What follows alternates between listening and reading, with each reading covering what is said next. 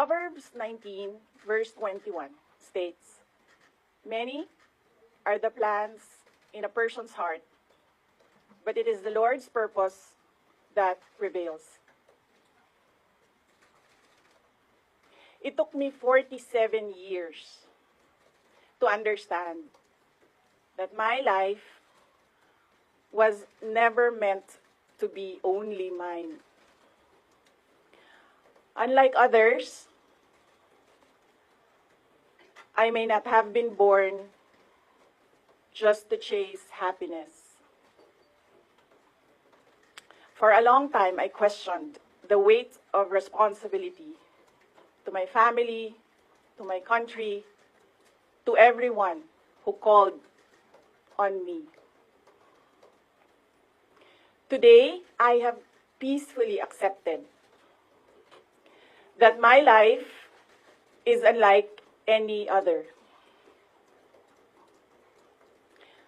Sa unang mga buwan ng aming mga termino, nakita ko na ang kawalan ng katapatan ni Bongbong Marcos Jr. sa mga pangakong binitawan noong kampanya, pati na sa kanyang sinumpaang tungkulin para sa bayan. Dahil hindi ko kinaya na maging bahagi ng 2025 national budget na tadtad ng katiwalian, pinili kong umalis sa kabinete. Kahit alam ko na mula pa noong 2023 na ang magiging kapalit ay ang aking impeachment.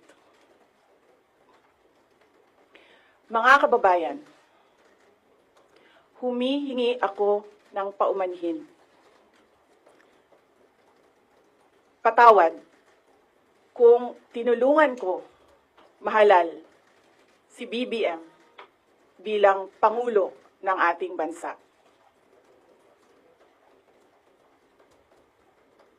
Patawad kung hanggang ngayon ay marami pa ring Pilipino ang nalulunod sa baha ng dahil sa malawakang korupsyon. Patawad kung lantaran ang pang-aabuso ng ating mga institusyon para sa pansariling interes ng mga politiko. Patawad kung patuloy ang pagtaas ng presyo ng mga pangunahing bilihin habang nananatiling kapos ang kita ng bawat pamilya.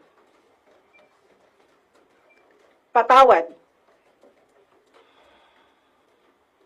kung wala man lang tayong tunay na seguridad sa pagkain.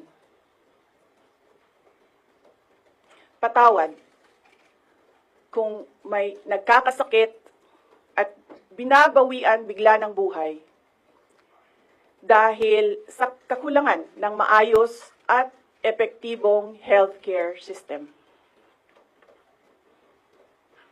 Hindi ako kailanman natakot sa pagsira nila sa pangalan ko. Ngunit, may takot ako para sa ating mga anak.